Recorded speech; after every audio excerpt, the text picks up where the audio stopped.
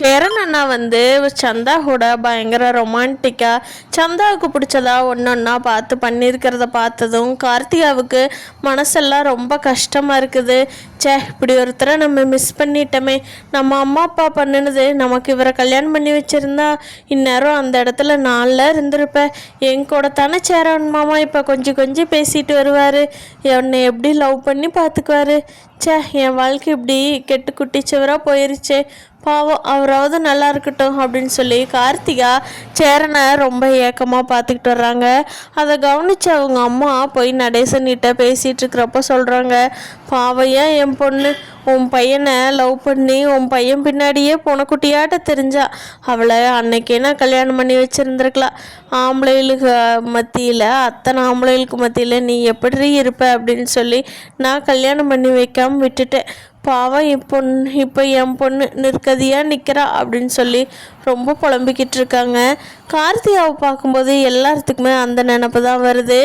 ஏன் நம்ம பாண்டி பல்லவன் கூட ஐயோ அண்ணன் எங்கே பழையபடி கார்த்திகாவை கல்யாணம் பண்ணிக்கிட்டு சந்தாவை கழட்டி விட்டுற போதுங்கிற பயம் அவங்களுக்கு கூட இருக்கத்தான் செய்யுது.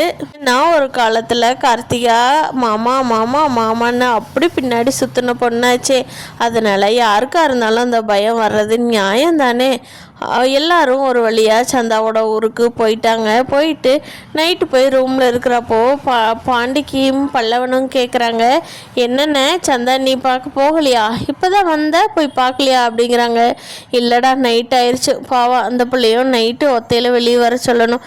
வேண்டாண்டா காலையில் நேரமே நிச்சயத்துக்கு போகணும்ல, அப்போவே நான் போய் பார்த்துக்கிறேன் அப்படிங்கிறாங்க.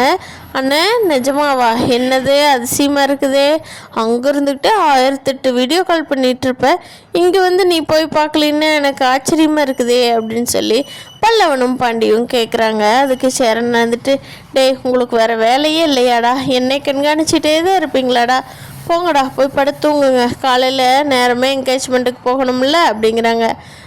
சரிண்ணே அப்படின்னு சொல்லிட்டு சேரன் அண்ணாவோட ஃபோன் எடுத்து பார்க்குறாங்க. ஃபுல்லாக வீடியோ கால் எல்லாமே சந்தானிகிட்டு இருந்ததான்.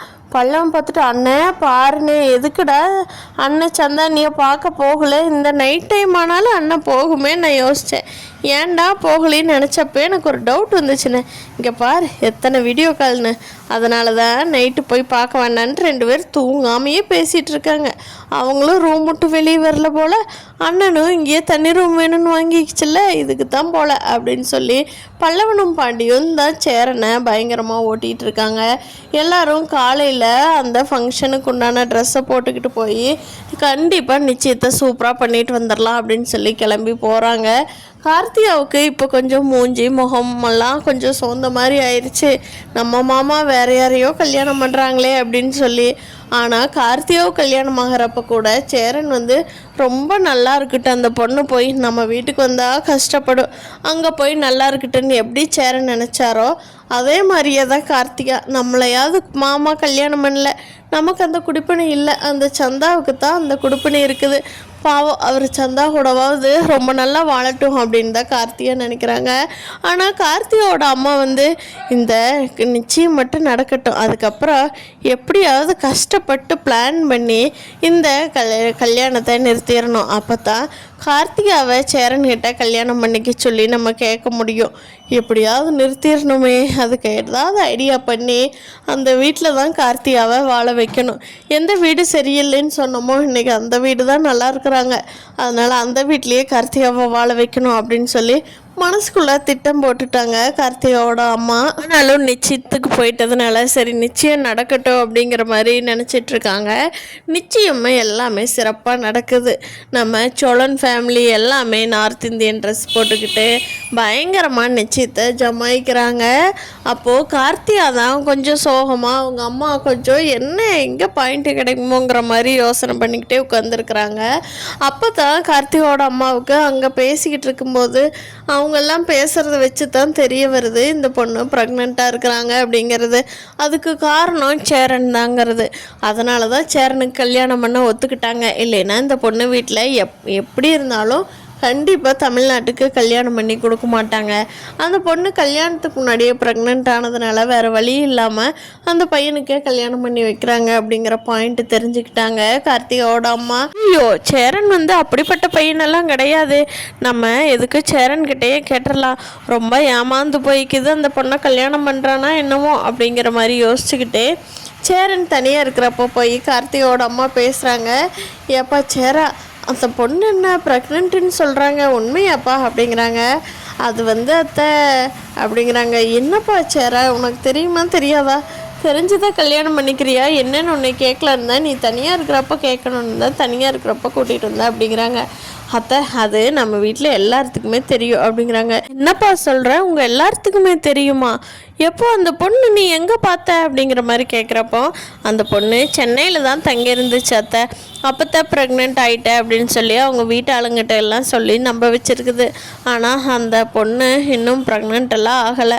அந்த பொண்ணு ஆனதா சொன்னால் மட்டும்தான் இங்கே கல்யாணம் பண்ணி வைப்பாங்க அப்படிங்கிறதுனால ஆனதா சொல்லிருச்சு. அதுதான் இப்போது ப்ரெக்னெண்ட்டாக இருக்கிறேன்னு சொல்லி போய் சொல்லி வச்சுருக்குது. ஆனால் அந்த உண்மை தெரியறதுக்குள்ளே சீக்கிரமாக கல்யாணம் பண்ணிக்கிட்டு நம்ம சந்தாவை ஊருக்கு கூட்டிகிட்டு போயிடணும், இல்லைன்னா அவ்வளோதான், அவங்க என்ன பண்ணுவாங்கன்னே தெரியாது அப்படிங்கிற சொல்கிறாங்க சேரன். நல்ல வேலைப்பா, நான் கூட எல்லாரும் இப்படி பேசிக்கிறத வச்சுட்டு அந்த பொண்ணு உண்மையிலேயே வேறு யாருக்கோ ப்ரெக்னெண்ட்டாக இருந்து உன்னை ஏமாற்றி கல்யாணம் பண்ணுதோன்னு பயந்துட்டேன் சேரா அப்படிங்கிறாங்க. இல்லை அப்படி இல்லை, எதுவுமே நடக்கலை அப்படின்னு சொல்கிறாங்க சேரன். நிச்சயமெல்லாம் கோலாகலமாக நடந்து முடிஞ்சதுக்கப்புறமா தான் அதில் இருக்கிற ஸ்வீட்ஸ் இதெல்லாம் நீ ரொம்ப சாப்பிடக்கூடாது சந்தா அப்படின்னு சொல்லி எல்லோரும் அட்வைஸ் பண்ணிகிட்ருக்குறாங்க. நல்லா ஃப்ரூட்ஸாக சாப்பிட்ணும் அப்படி இப்படின்னு. அவங்களுக்கு சிரிப்பு தாங்க முடியலாம். சரின்னு சொல்லி கேட்டுக்கிட்டு அங்கே நடந்தது வந்து சேரன்கிட்ட 2 பேரும் தனியாக பேசுகிறப்ப சொல்லி சிரிச்சுக்கிட்டு இருக்காங்க. சந்தா, இங்கே பாருங்க, என்னை வந்து அது பண்ணக்கூடாது, இது பண்ணக்கூடாது, வேகமாக ஓடக்கூடாது, தண்ணி குடம் தூக்கக்கூடாது, வெயிட்டெல்லாம் இழுக்கக்கூடாதுன்னு சொல்லி பயங்கரமாக பேசிகிட்ருக்காங்க.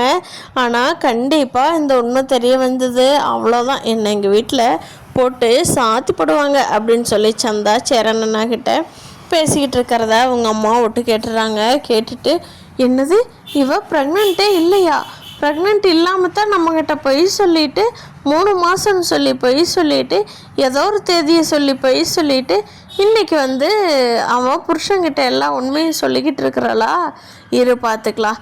அவள் இப்போ அந்தளவுக்கு போயிட்டாளா தைரியம்.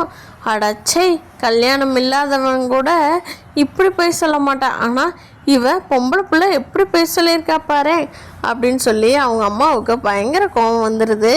வாடி அப்படின்னு சொல்லி தரன்னு உள்ளே இழுத்துக்கிட்டு போகிறாங்க சந்தாவை. என்னாச்சுமா அப்படின்னு சொல்லி சந்தா கத்துறாங்க.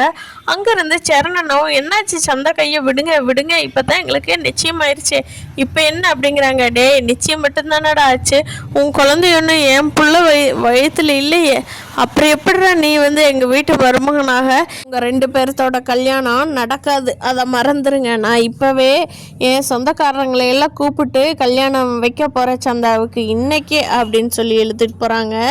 இப்படி தான் நான் நடக்க போகுதுன்னு நான் நினைக்கிறேன். ஃப்ரெண்ட்ஸ், நீங்கள் என்ன நினைக்கிறீங்கன்னு கீழே கமெண்ட் பண்ணுங்கள். சேனலை லைக் பண்ணிவிட்டு இன்னும் சப்ஸ்கிரைப் பண்ணாதவங்க சப்ஸ்கிரைப் பண்ணிக்கோங்க.